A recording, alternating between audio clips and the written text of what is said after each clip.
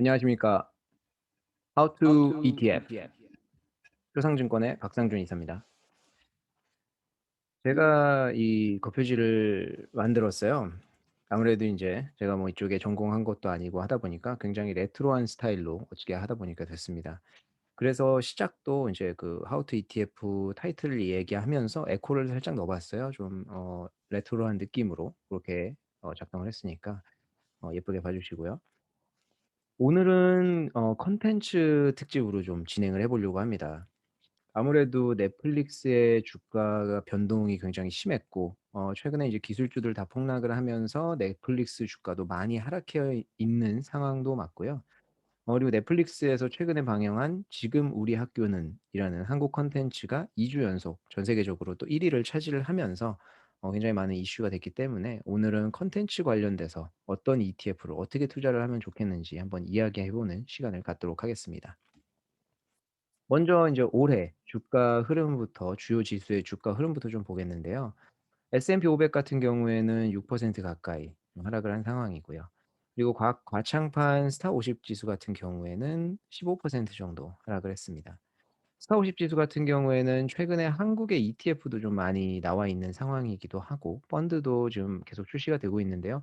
아무래도 인제 중국 에서 정부의 어떤 서포트를 받는 기업들이 많이 이제 스타트업 기업들이 상장을 하고 있는 것도 맞는 상황이고 아무래도 인제 상승 포텐셜이 높은 그런 기업들이 많이 상장을 하다 보니까 최근에 관련 상품들이 많이 이제 출시가 돼서 저희가 투자하지 못했던 그런 종목에도 투자할 수 있는 길이 열렸는데 아무래도 인제 그런 스타트업 기업들이 많이 상장되어 있다 보니까 '변동폭이 좀 심하다.' 이런 것들 감안하셨으면 좋겠습니다.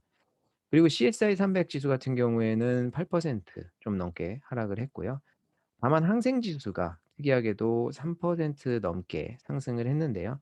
뭐 인제 지난 시간에도 저희가 이야기를 했지만 이제 상 항생 지수 같은 경우에는 작년에 가장 큰 하락폭을 기록을 했습니다. 그러면서 많이 저평가가 되어 있는 상황이고 현재도 어떤 압박을 좀 많이 받고 있는 상황이죠.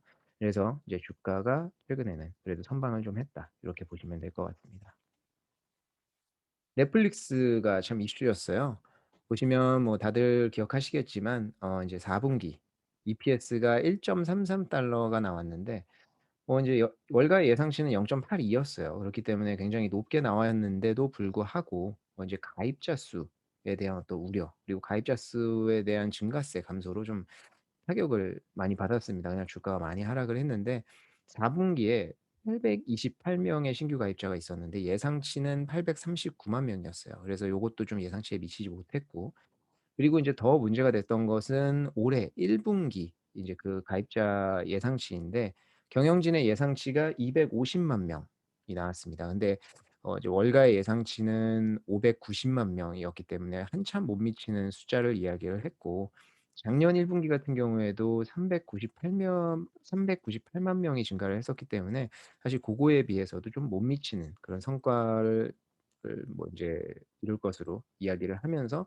주가가 많이 하락을 했습니다. 특히 뭐 이제 기술주들이 많이 하락을 받는 장이다 보니까 여러분들도 기억하실 거예요. 인제 주가 실적이 좀 받쳐주는 기업들은 괜찮았는데 실적이 받쳐주지 않은 기업들은 뭐 거의 20% 뭐 우습게 하락하는 그런 최근의 장의 모습을 좀 보여주고 있습니다.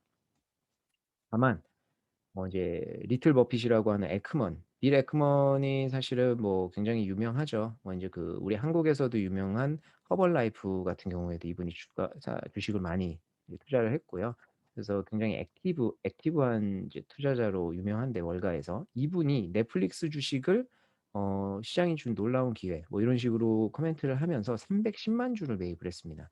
그게 원화로 하면은 약 1조 4천억 원 정도 돼요. 그래서 굉장히 큰 양을 인제 그 큰 주식을 사들였을 뿐만 아니라 그 당시에 인제 주가 하락 후에 이제 쪼끔 반등을 하면서 그런 게 겹쳐서 넷플릭스의 주가가 굉장히 크게 많이 변동을 했었죠. 그래서 이제 실적 발표 후에 뭐 30% 이상 하락 후에 또 반등을 하는 모습을 보여주고 있는데 최근에 다시 인제 그 지점까지 좀 내려오면서 아직까지는 쪼끔 부진한 모습을 보이고 있습니다. 그래서 넷플릭스 주식도 뭐 어느 정도 변동성이 있었던 주식들은 맞지만 굉장히 최근 들어서는 더 심한 모습을 좀 보여주고 있다. 이렇게 보시면 될 것 같습니다.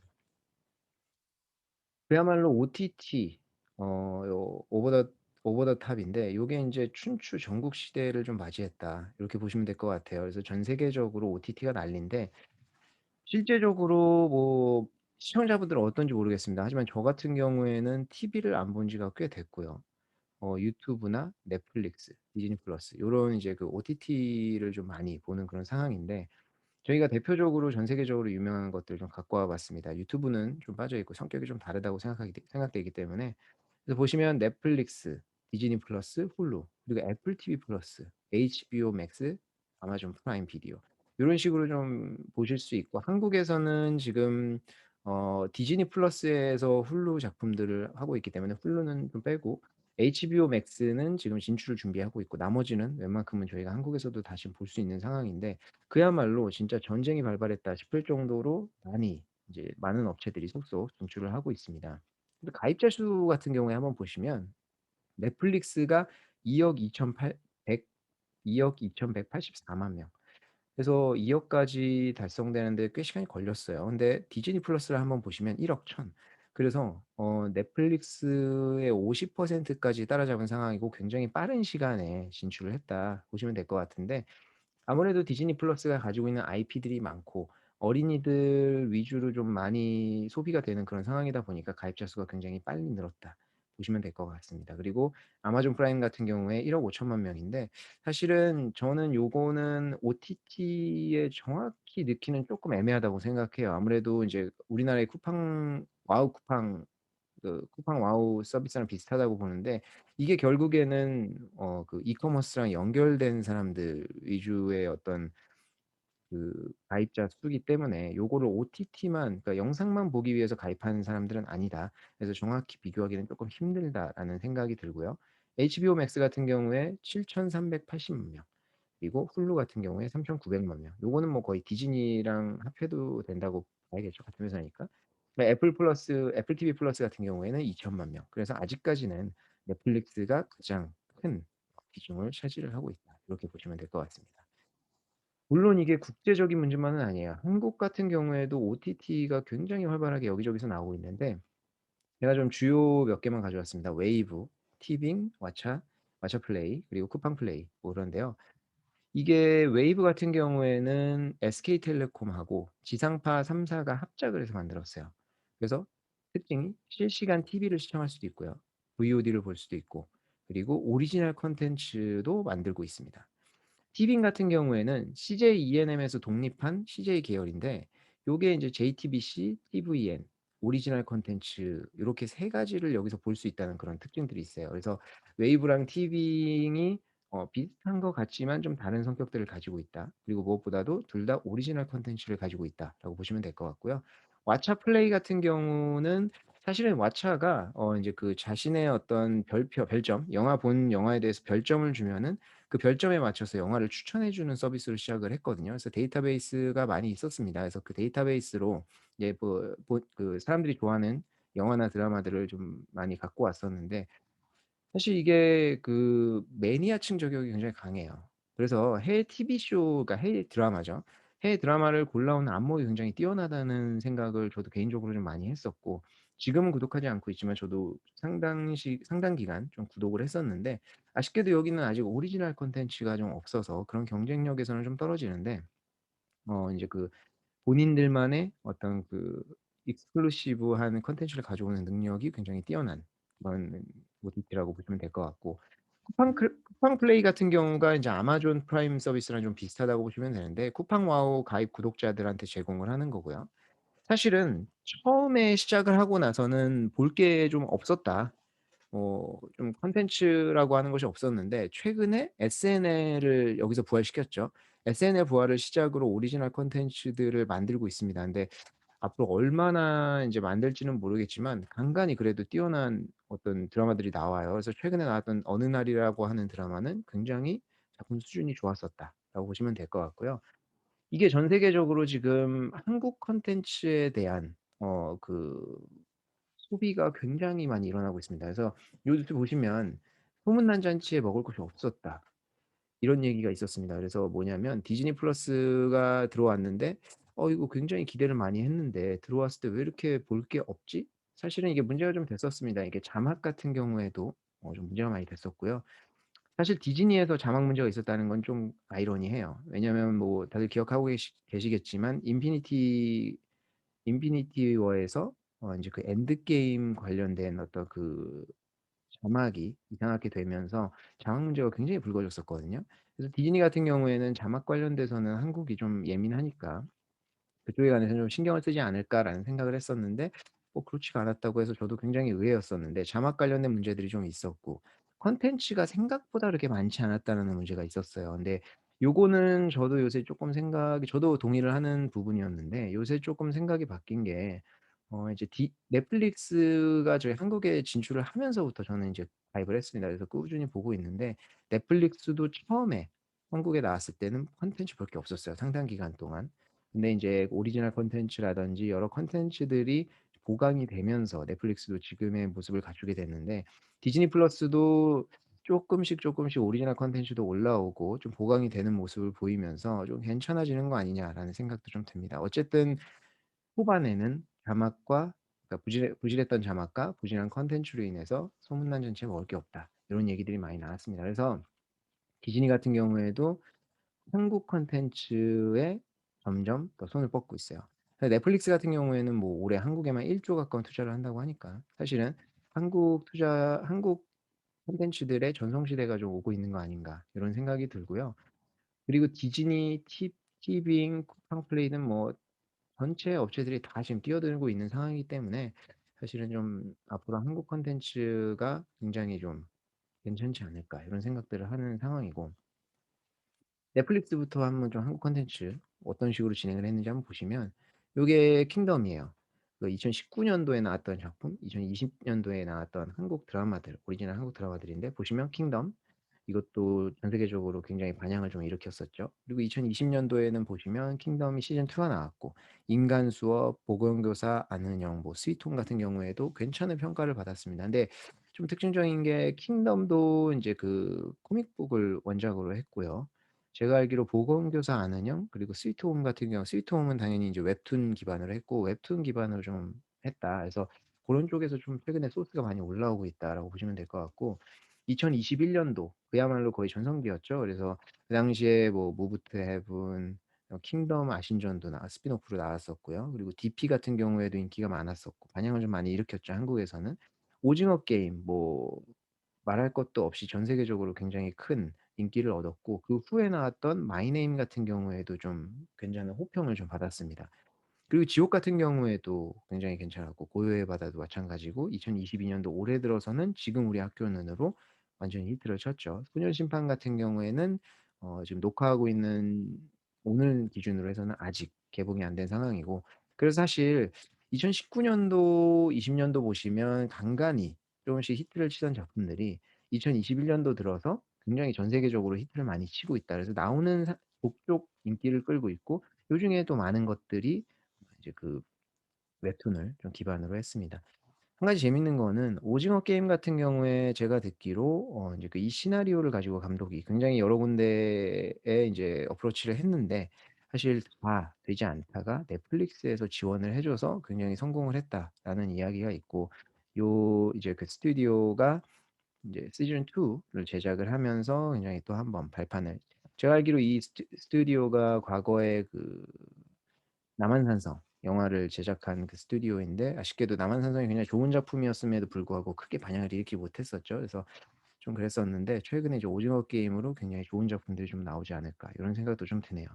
그래서 올해도 굉장히 기대가 되는 상황인데 이 드라마뿐만 아니라 영화 같은 경우에도 17 년에 옥자 내놨었죠. 그때도 굉장히 좀 많이 언급이 됐었는데 그 이후에는 사실 영화가 크게 뭐 성공했다, 전 세계적으로 성공했다는 작품들은 좀 많이 없었고요.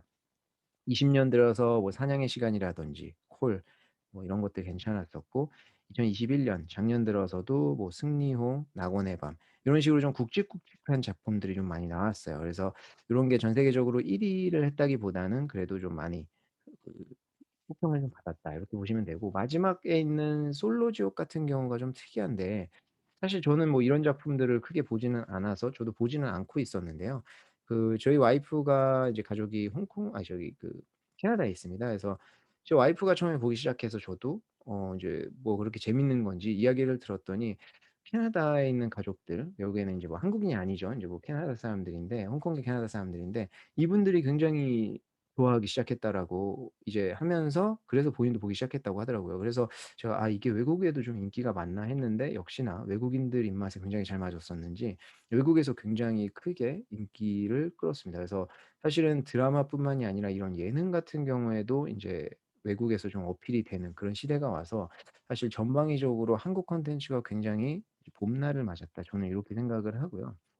이제 뭐 2022 년에 공개 예정인 작품들은 뭐 사실 제가 보지는 않아서 모르겠지만, 요거 같은 경우에도 나오면 한번 좀 봐야 될 것 같습니다. 그래서 한국 콘텐츠에 1 조를 쏟는다고 해서 올해는 신작이 25 편이 공개가 되는데, 10편 더 는, 그래서 인제 과거보다도 10 편이 더 는 이런 수치라서 뭐 굉장히 많이 인기가 있을 것 같고, 사실 뭐 넷플릭스에서 한국에 무슨 혜택을 주는 게 아니라, 보시면 아시겠지만 한국 콘텐츠 시청 시간이 6배 이상 증가를 했기 때문에, 시청 그 가입자 수를 늘리는 데 굉장히 한국 콘텐츠가 큰 몫을 했다, 이렇게 보시면 될 것 같고, 이게 한국 콘텐츠가 앞에서도 제가 살짝 이야기를 했지만 넷플릭스뿐만이 아니라 다른 어떤 OTT들도 다 뛰어들고 있는 상황이에요. 그래서 보시면 너 하나의 경찰 서 그리드 같은 경우에는 디즈니 플러스에서 나오는 작품이고, 이 닥터 브레인 같은 경우에는 애플 TV 플러스에서 나와서 이성균 님이 나와서 하는 건데, 이것도 웹툰 기반입니다. 그래서 사실 요런 식으로 이미 나와 있는 작품들이 있고, 곧 개봉 예정인 작품들이 있어요. 그래서 사실 넷플릭스 뭐 할 거 없이 해외의 모든 OTT 업체들이 한국 콘텐츠에 손을 뻗고 있는 상황이고, 이거는 뭐 사실 다 아실 거예요. 그것뿐만이 아니라 한국의 OTT들도 오리지널 콘텐츠들을 내놓으면서 결국에는 콘텐츠 제작하는 회사들이 굉장히 많이 인제 수요가 늘어나는데, 요게 인제 티빙에서 나오는 이제 술꾼 도시 여자들, 넷과 박원장, 그리고 어느 날은 앞에서도 제가 잠깐 언급했었던 쿠팡 플러스에서 나오는 작품들인데, 사실 이게 뭐 재미가 있는 것 같아요. 저는 뭐 이 작품들은 모두 봤는데, 이게 웹툰 기반으로 하는 것들도 있고 아닌 것도 있는데요. 이게 저는 개인적으로 제 개인적인 의견이지만, 최근에 저는 인제 그 유튜브를 통해서 순풍산부인과를 다시 보거든요. 근데 굉장히 이게 그 시나리오나 소재가 굉장히 신선하다. 과거에도 그렇게 느꼈었는지 모르겠지만 지금 다시 보면서 좀 그런 생각을 하는데, 최근에 공중파에서 그런 신선한 재료들을 좀 보기 힘들다라는 생각을 좀 들거든요. 제가 안 봐서 그런 걸 수도 있지만. 근데 인제 그 OTT 같은 경우에는 요 작품들이 굉장히 다 신선한 소재들이 좀 많아요. 술꾼 도시 여자들, 넷가 방문장, 다 포스터나 인제 그 제목에서 보시면 아시겠지만 굉장히 뛰어난, 그러니까 그 공중파에서는 시도할 수 없는 그런 인제 작품들이 좀 나오고 있기 때문에, 그래서 좀 인기를 끄는 것이 아니냐, 저는 이런 생각을 하고요. 왜 그런 오리지널 콘텐츠를 자꾸 만드냐. 사실 최근에 이게 웨이브에서 이제 개봉을 한 트레이서라는 드라마라고 하더라고요. 근데 이거 저는 아직 보지 않았는데, 요거 같은 경우에도 굉장히 인기가 많아서 신규 유료 가입자가 굉장히 폭발적으로 늘었다고 합니다. 그래서 이렇기 때문에 결국에는 한국의 OTT 업체든 외국의 OTT 업체든 결국에는 인제 그 한국 콘텐츠를 신규로 계속 낼 수밖에 없는 그런 상황이 좀 되고 있는 거고요. HBO가 이제 굉장히 유명하죠. 이제 HBO 맥스가 곧 한국에 진출을 한다고 합니다. 그래서 최근 작년 이제 10월 뉴스인데, 보시면은 대규모 직원 채용에 들어갔어요. 그래서 실제적으로 인제 시작을 이제 하려고 하는 건데, 이게 HBO 맥스가 들어오는 게 좀 뭐가 문제가 있냐면, HBO 맥스가 인제 한국에 진출을 하면 물론 인제 계약 기간이 만료되지 않은 콘텐츠들은 계속 인제 방영을 할 수 있겠지만, HBO의 콘텐츠를 방영하는 회사들은 계약 기간이 만료되면은 더 이상 HBO의 콘텐츠를 거기에 걸 수가 없어요. 그렇기 때문에 결국에는 굵직굵직한 이 OTT들이 다 한국에 진출을 하면은 결국에는 본인들의 오리지널 콘텐츠만을 가지고 경쟁할 수밖에 없는 그런 상황이 됩니다. 그렇기 때문에 한국 시장에서는 적어도 '한국 콘텐츠의 수요가 앞으로 더 늘어날 수밖에 없다.' 그럼 HBO 같은 경우에는 어떤 콘텐츠를 갖고 있나 저희가 좀 볼 수 있는데, 밴드 오브 브라더스 뭐 아시겠고요. 그다음에 왕좌의 게임, 섹스 앤 더 시티 굉장히 유명했었죠. 그리고 이제 그 저기 로드 오브 링, 그 뭐죠? 반지의 제왕, 그리고 해리포터, 그다음에 체르노빌, 웨스트월드, 뭐 이런 다양한 콘텐츠들을 많이 가지고 있습니다. 근데 여기서 보시면 체르노빌이나 웨스트월드 같은 경우에는 한국에서 보기가 쪼금 힘들었었죠. 근데 요런 것들이 이제 왓챠 플레이에서 좀 갖고 와서 제공을 했었거든요.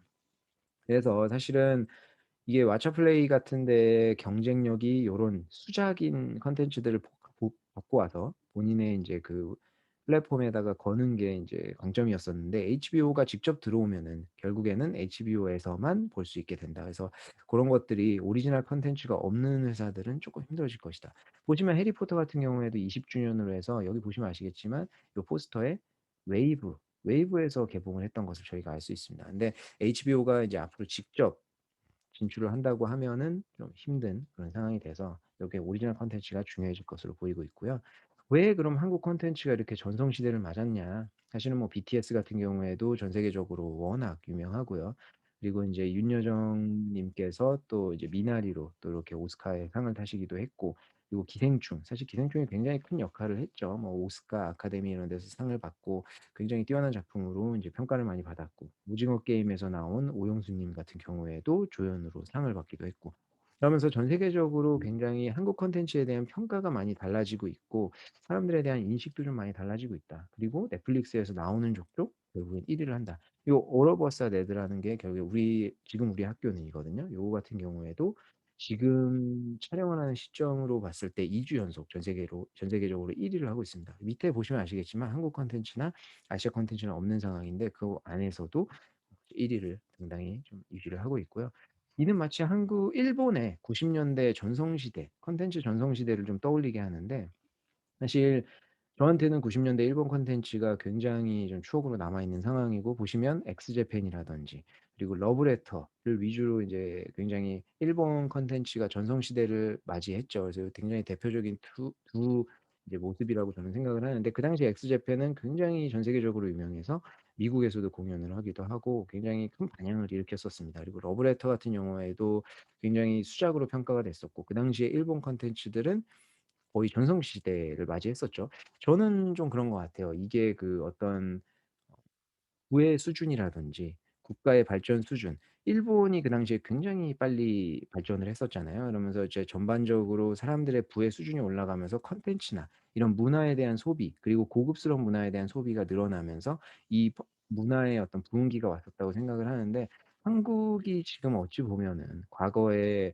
그 일본처럼 굉장히 많은 이제 여러 뭐 다양 뭐 어떤 세분화된 분야별로는 다 다르겠지만 문화적으로 굉장히 우리가 발전되어 있는 그런 상황에 왔기 때문에, 과거의 어떤 한국 영화나 드라마의 어떤 고질적인 문제들을 타파하고 결국에는 지금은 좀 전 세계적으로 인정받는 그런 시기가 된 거 아닌가 해서, 제 생각에는 요 어떤 추세가 조금 이어질 것 같다라고 생각이 드는데, 그 이유 중에 하나도 한국 콘텐츠의 강점이 좀 있다고 생각을 해서예요. 이게 일본 콘텐츠를 보시면 아시겠지만 요게 인제 노다메 칸타빌레, 옛날 작품인데 아직까지도 일본에서 방영되는 드라마들과 비교를 했을 때 크게 이질감이 없어요. 결국엔 뭐냐면 제가 뭐 중고등학교 때 굉장히 뭐 대학교 초반에 뭐 재밌게 봤던 일본 드라마 같은 걸 요새 다시 보고 싶다. 못 찾아서 최근 거를 봐도 느끼는 게 굉장히 추억에 젖어들거든요. 그 이유가 거기에서 큰 발전이 없이 비슷하다는 거예요. 그 당시에 일본 드라마나 영화 같은 경우에는 소재가 굉장히 참신했습니다. 그래서 한국 드라마 대비의 어떤 강점이 좀 있었는데, 결국엔 거기에서 발전하지 못하고 이제 매니아들 위주로 좀 갇히는 모습을 보여주면서 '전 세계적으로 나가기는 쪼끔 힘든 상황이지 않나.' 생각이 들고요. 그리고 발리우드 같은 경우는 시장이 굉장히 크죠. 근데 여기는 문제가 대부분의 영화가 좀 뮤지컬 형식으로 되어 있어요. 근데 뮤지컬 형식의 영화가 뭐 어필이 되는 케이스도 있지만, 좀 그렇지 않은, 좀 좋아하는 사람들만 좋아하는 그런 상황이 좀 있어서, 좀 이게 '전 세계적으로 대중화돼서 어필되기는 쪼끔 힘들다.' 그렇게 생각이 들고요. 중국 콘텐츠 같은 경우에는 사실은 최근에도 많이 인제 그 기술적으로도 발전이 됐고 이제 자금도 많이 유입이 되면서 발전을 하고 있는 상황이긴 하지만, 사실 좀 너무 애국심이 강한 영화가 많고요. 그리고 인제 정부의 어떤 그 의지라든지 고런 것들이 반영되는 영화들이 많기 때문에, 사실은 좀 시청자 입장에서는 거부감이 좀 드는 콘텐츠들이 좀 있다. 근데 전랑 같은 경우에도 굉장히 전 세계적으로 굉장히 중국에서 큰 인기를 끌었던 영화인데도 불구하고, 사실 내용적으로 봤을 때 쪼끔 거부감들이 오는 그런 콘텐츠들이 있어서 전 세계적으로 모든 사람들에게 어필되기에는 좀 힘들고, 하지만 한국 콘텐츠 같은 경우에는 모든 사람들에게 어필을 되고 이제 인정을 받고 있다. 그래서 지금 한국 콘텐츠들이 앞으로 몇 년 정도는 더 시장이 더 커지지 않을까 이런 생각을 하고요. 그럼 이제 OTT 관련돼서 어떤 ETF에 투자를 해야 될까 한번 보시겠는데요. 미국 같은 경우에는 이제 미디어 관련돼서 제가 4개 정도 ETF를 추려 봤습니다. 처음에 PBS 종목 코드가 PBS인데 요거 같은 경우에는 인베스코에서 나온 다이나믹 미디어 ETF인데 보시면 AUM이 약 592억 원 정도. 요거는 원화로 제가 표시를 했어요. 왜냐하면 달러로 표시를 하면 와닿지 않기 때문에 다만 가격 같은 경우에는 좀 직관적으로 파악이 돼서 달러로 표시를 했습니다. AUM 같은 경우에 이제 그 시가총액 같은 경우에 592억 원 정도 되고요. 거래 대금이 약 13억 정도, 평균 거래 대금이 13억 정도 되니까 무난하다. 비용도 0.63%. 그럼 안에는 어떤 종목들을 가지고 있는가 보면 이 PBS 안에는 알파벳, 오프로, 월트 디즈니, 뭐 스포티파이, 메타 그리고 넷플릭스 다양한 종목들이 좀 들어 있는데 그래서 좀 골고루 요 그 미디어 관련된 이 종목들이 좀 들어 있다. 그래서 미디어 산업 전반에 좀 투자를 할 수 있는 ETF라고 보시면 될 것 같고 다음은 IEME 종목 코드인데 요거 같은 경우는 iShares에서 나왔죠. 그래서 미디어 앤 엔터테인먼트입니다. 그래서 요거 같은 경우에 AUM 한 192억 정도 되고요. 1.2억 비용은 0.18%로 굉장히 저렴하다. 요거 같은 경우에는 폭스 뭐 월트 디즈니 다 들어 있는데 요건 아무래도 엔터테인먼트 ETF가 섞여 있다 보니까 액티비전 블리자드 그리고 일렉트로닉 아츠 EA 스포츠죠. 그래서 요 뭐 EA 스포츠 그 굉장히 피파 게임으로 유명한 그 회사인데 요 ETF들이 들어 있어요. 그래서 게임 관련된 ETF도 좀 섞여 있는 ETF다. 이렇게 보시면 되고 그다음이 SUBBZ라는 ETF인데 요거는 라운드 힐이라는 데서 스트리밍 서비스랑 테크놀로지 ETF로 나왔습니다. 그래서 AUM 같은 경우에 176억, 거래 대금이 1.7억 그리고 비용이 0.75% 정도 나온다. 요건 특이하게도 이제 그 구성되어 있는 나라를 한번 보시면 미국이 거의 뭐 70% 가까이 들어 있지만 중국, 홍콩, 일본, 한국 다양한 국가들이 좀 들어 있습니다. 하지만 미국이 70% 정도 들어 있기 때문에 거의 미국 종목이다. 이렇게 보시면 될 것 같아요. 종목별로 보시면 월트 디즈니, 뭐 스포티파이 당연히 있고요. 뭐 컴캐스트, 넷플릭스 다양한 종목들이 들어 있습니다. 로크도 들어 있고요. 그리고 다음 종목은 VPOP인데 요거는 이제 심플리파이 볼트 팝컬처라고 해서 나와 있는 ETF인데 사실은 AUM이 10억 원 정도 되고 이제 거래 대금이 4,500만 원 정도 돼서 조금은 아무래도 이렇게 좀 사이즈가 이렇게 크지는 않아서 편하게 거래하기는 좀 힘든 ETF인 것 같아요. 비용은 0.95% 정도 되고요. 요거 같은 경우는 알파벳, 애플 뭐 다양한 결국에는 이제 테크 기업들이 좀 많이 들어가 있고 그 스냅도 들어가 있고 텐센트, 테슬라 다 들어가 있는 ETF라고 보시면 되는데 요 중에 하나만 골라라 하면 저는 TBS를 고르고 싶습니다. 오늘 제가 말씀드리는 내용이 콘텐츠와 미디어 관련된 내용이기도 하고요. 저는 사실 인제 그 콘텐츠 관련된 ETF에만 좀 투자를 하고 싶거든요. 왜냐하면 지금 넷플릭스나 이제 개별 기업들이 어떤 이제 개별 기업에 대한 어떤 리스크에 노출되어 있는 것도 맞고 시장 리스크도 좀 있는 상황에서 하나의 종목을 찍기가 왜냐면 이 OTT 시장에서 어떤 하나의 승자가 나오기는 이미 힘든 상황이라고 저는 좀 판단이 돼요.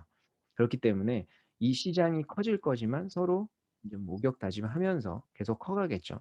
저 같은 경우에도 개인적으로 뭐 넷플릭스 그다음에 쿠팡 와우도 구입 가입을 하고 있고 디즈니 플러스도 가입을 하고 있고 뭐 아마존 프라임 같은 경우에도 보고 있고요. 애플 플러스 TV도 보고 애플 TV 플러스도 보고 있고 뭐 다양한 뭐 유튜브는 당연히 보고 있고 하다 보니까 이게 점점 과거에는 넷플릭스도 뭐 9천 원에 뭐 처음에 굉장히 싸게 시작을 했죠. 근데 지금 저도 한 17,500원 가까이 내고 있는 상황이고 유튜브도 8천 원 정도 내고 있고 디즈니 플러스는 뭐 1년 한 번에 가입했다고 하지만 월로 나누면 한 9천 원 정도 되는 상황이어서 사실 여러 가지를 따졌을 때 비용적으로 좀 고정적으로 나가는 비용이 좀 많아지고 있다. 그래서 인제 구독자들 입장에서는 선택을 해야 되는 그런 상황에 좀 올 것 같아요. 그래서 어떤 걸 선택하느냐는 사실은 딱 정하기는 힘들지만 개인의 어떤 취향에 따라서 다 다르겠죠.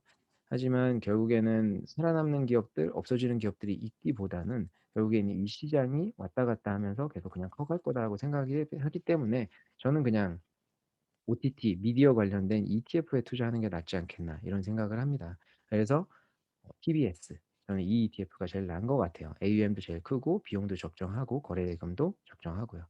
그래서 인제 OTT 시장에 투자하시려면 PBS ETF를 투자를 하시는 게 좋을 것 같고 전 다만 이 뒤에 승자가 아까도 앞에서 계속 강조를 드렸지만 한국 콘텐츠라고 생각을 하거든요. 그래서 한국 ETF도 좀 준비를 해 봤는데요. 보시면 이제 4개 정도가 있습니다. 처음에 이제 타이거 미디어 콘텐츠 같은 경우에 AUM이 1,195억 원으로 굉장히 크고요. 거래 대금도 27억 원 정도 평균적으로 되고 비용도 0.5% 정도로 저렴합니다. 그래서 요 안에 어떤 종목들이 있는지 보면 SM, JYP, CJENM, 뭐 하이브, 결국에는 인제 엔터테인먼트 기획사들이랑 인제 스튜디오들이 여러 개 좀 들어가 있는 거를 볼 수가 있고요. 그다음이 코덱스 미디어 앤 엔터테인먼트, 요거는 종목 코드 266360 으로 상장되어 있는데 요거는 AUM 397억, 거래대금 2.4억, 그리고 비용 0.45% 그래서 적정하다. 근데 요 종목 구성되어 있는 종목 보시면 네이버, 카카오, NC소프트, 크래프톤, 넷마블, 게임 회사들, 결국에는 엔터테인먼트가 들어가 있기 때문에 게임 회사들 많이 들어가 있는 거 저희가 볼 수 있고요. 그다음이 하나로 인제 FN, 케이팝 앤 미디어. 요것도 이제 케이팝이나 미디어 저희가 제목으로 인제 다 파악이 가능하죠. AUM은 217억 원, 거래 대금이 0.59억 원, 5,900만 원 정도 보시면 되겠네요.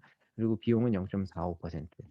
안에 종목들을 보시면 하이브, CJENM, SNM 비슷합니다. 이제 대동소이하고요.